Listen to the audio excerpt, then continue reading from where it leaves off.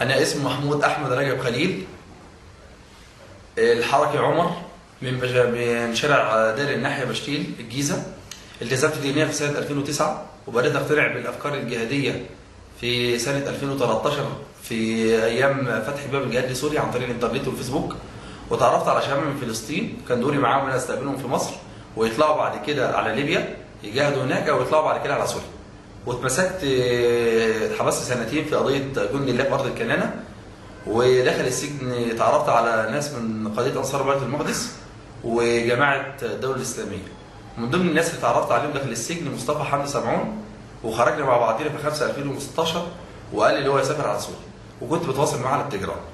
بعد كده طلبت منه ان انا عاوز اسافر سوريا، فعرفني على شخص يدعى فاروق حركي، وكنت بتواصل معاه على برنامج ثريميا.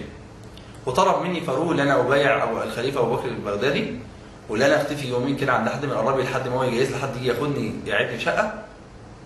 وبعد كده اتصل بيا واحد من طرف اسمه فواز، خدني وحطني في شقه في منطقه العوايد في اسكندريه، والشقه كان فيها 2، واحد اسمه سفيان وواحد اسمه وليد، وكان بيجهزوا حاسمه ناسفه عشان يعملوا عمليات تحرير.